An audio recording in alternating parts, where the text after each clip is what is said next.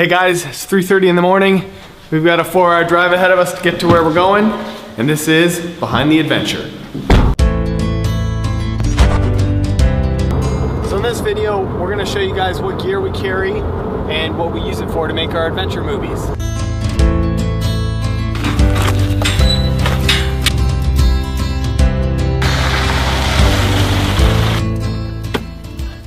So we've arrived, it stopped raining. We're gonna go through our 3 main pieces of kit today. First one is our stabilization gear, second one is our aerial kit, and the last one is our time-lapse rig. And it's all in this 25 kilogram backpack. One thing I always do before we start any adventure is make sure the glide cam is perfectly balanced. I usually do it in the car with the doors closed so there's no wind impacting it. And that means it's perfectly steady. Cross the river and cross it slow. Been looking hard for the way to go.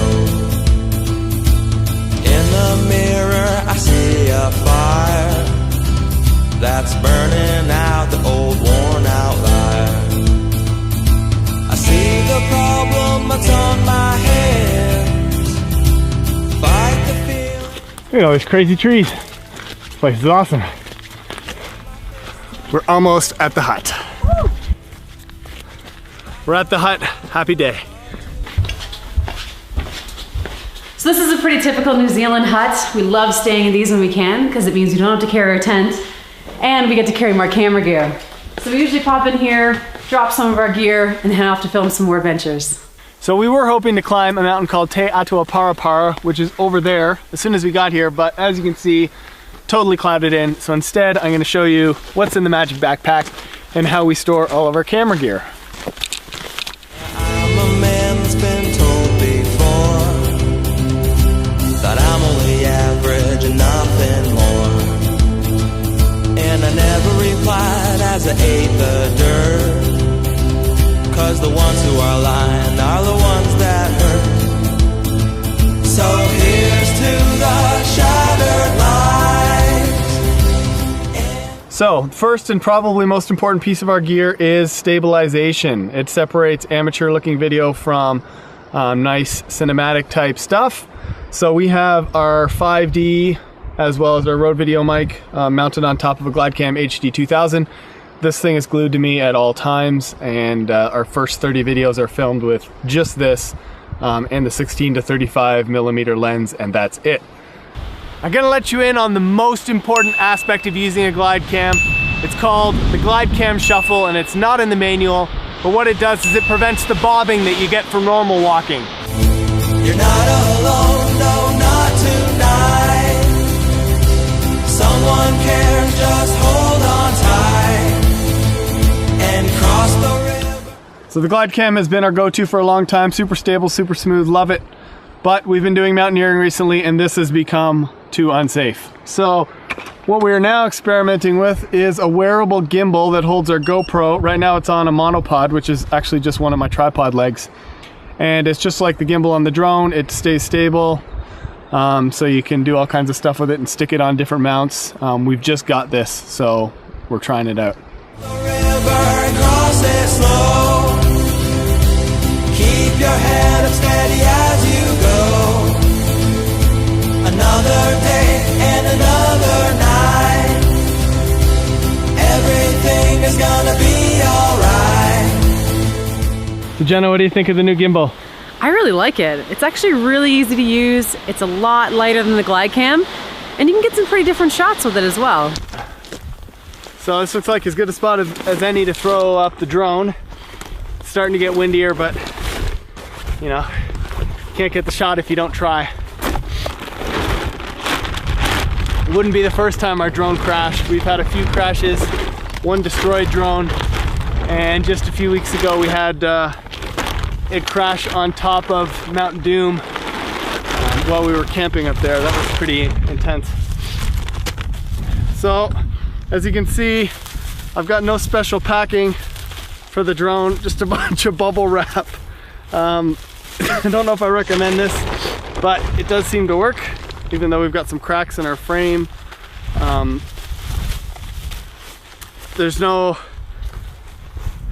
I've never bothered to pack it in a big case because it just doesn't fit into a backpack, so we just wrap it up and hope for the best. I also don't use the little drone clip that comes with it because it's got little screws, and that's a really stupid design. So we just put duct tape on it because it's fast and easy and we can pull it on and off.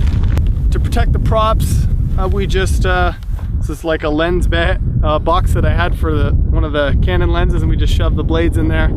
Seems to work okay. We just spent the last 15 minutes looking for this. The problem is, the more stuff you have, the more things there are to lose. Got this really great mount for the screen on the controllers, 3D printed off of eBay. And my mom made me a nice purple case for the screen to protect it. It's actually got bubble wrap interwoven in the fabric, which is outstanding. Thanks, Mom.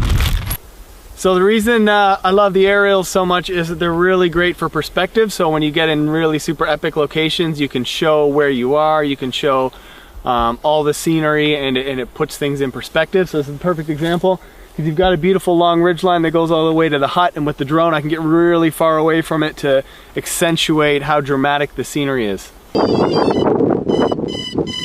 I know you've been here before, been trapped behind the same old door. Take a deep breath and look inside. Gotta fight the urge to run and hide. Lift your face up and hold it high. Kick the door and break down the lie. Drop the hurt that you now know.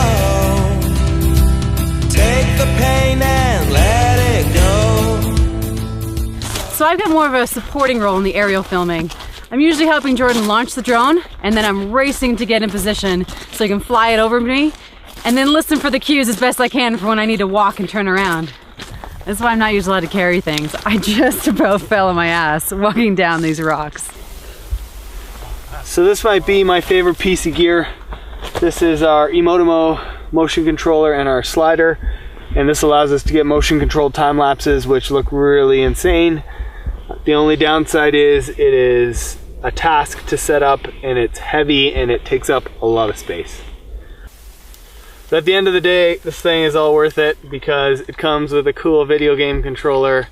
It's like a video game for your camera. You know, we've got a pretty good scene here. We've got good foreground detail in the dead trees and the grass. In the valley below might have some good shadow movement across it, as well as some clouds.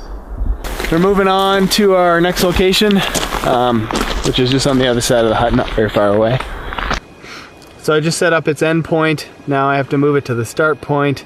Then I can tell it to go, and it'll take shot by shot by shot by shot by shot and get perfect time lapse. So once it's all set up, I don't have to do anything. I just sort of sit here and it takes the pictures. It's pretty easy. It's just all the setup that takes forever. Now I just sit back and enjoy. Here's to the shattered lives and to the broken minds. So we're just gonna do some static time lapses now. Close-ins of the mountains with the clouds. These are a lot easier to do. Just hold on tight and cross the river and cross it slow. Keep your head up steady. One thing that's almost pointless is trying to glide cam in high winds, but I try every time anyways. And another night, everything is gonna be alright. Yeah, everything is gonna be alright. Yeah, everything is gonna be alright. Yeah, everything is gonna be alright. Yeah, everything is gonna be alright.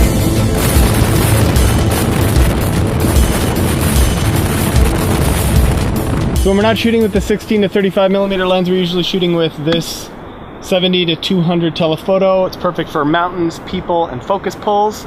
And it clips onto this handy backpack clip. I'm going to list a lot of the tools we use in the description below, and also include a link to the blog talking about our gear in more detail. We hope you guys enjoyed an inside look into how we film our adventures.